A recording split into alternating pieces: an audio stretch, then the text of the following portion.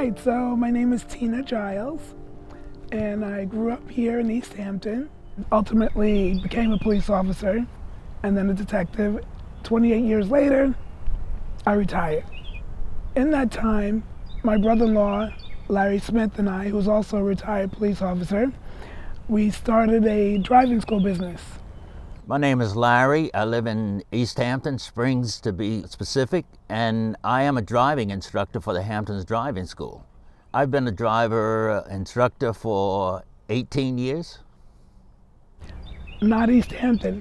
It's not happening here in East Hampton.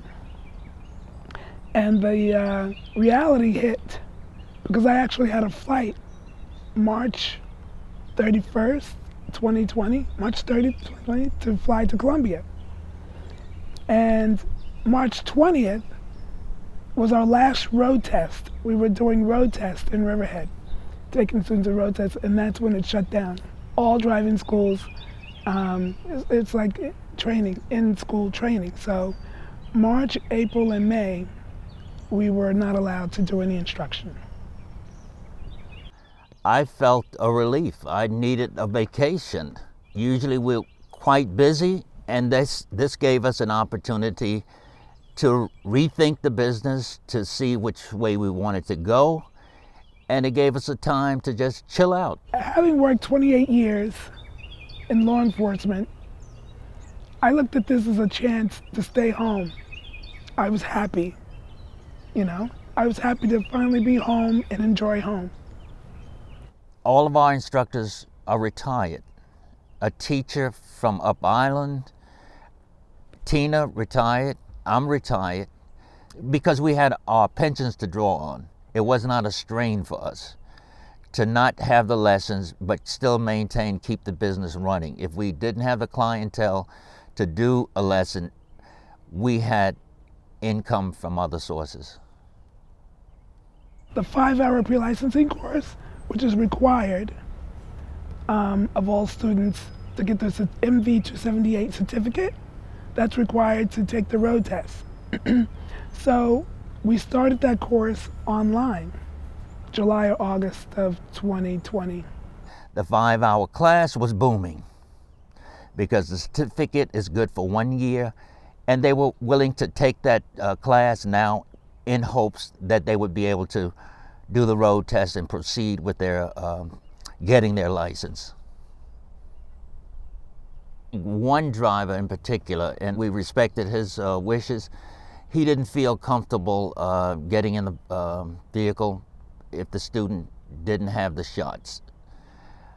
He wanted to protect himself and his family. He had grandkids and wife, so he wanted not to infect them by getting that virus from a student. We had our guidelines, and we left it up to the individual.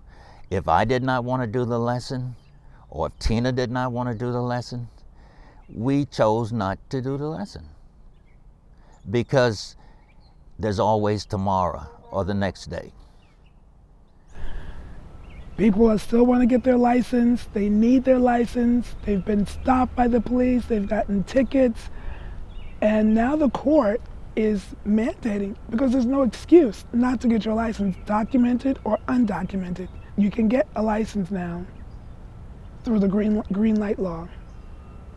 So there's no reason that undocumented don't go through the process. Many of them already know how to drive. They just need to go through the process. But what they're fearful of is the language. I don't understand. I don't understand. I said, you just have to understand left and right. Nothing will ever be the same again. Your church will never be the same. Business will never be the same. We don't know what the effect is yet, because it's going to take research to find out how it affects us, not only mentally, physically, economically. We don't know that yet, but we'll know as time goes on. In a lot of cases, it's going to be better, because we are learning things from this experience. We went through the storm. We're still in the storm, but when we come out of that storm, we'll look at it, we'll have different perspectives of how we move on from here.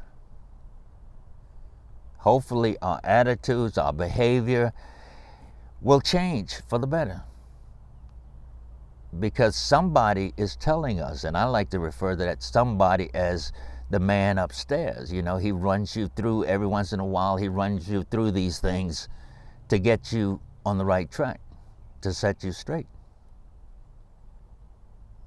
They're all happy.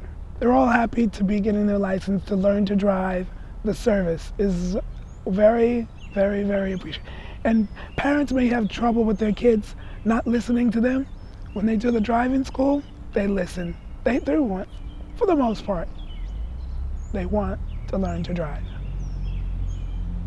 Very few people that I saw were not wearing masks, and I was delighted to see that some people would step up to that person that didn't have that mask on and say, "What's up? Why can't, you know, everyone else is wearing a mask. Why can't you?" Protect, if you're not worried about yourself, what about the other guy? Protect yourself and the other guy.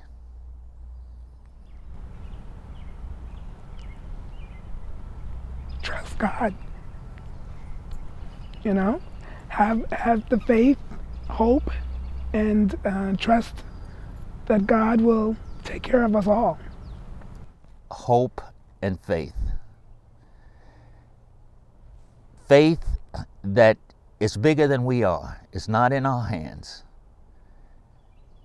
The man upstairs knows the plan. He's sending us through this plan to bring us out on the other side with a better plan. He doesn't change. Our surroundings change, and we change, but he doesn't change.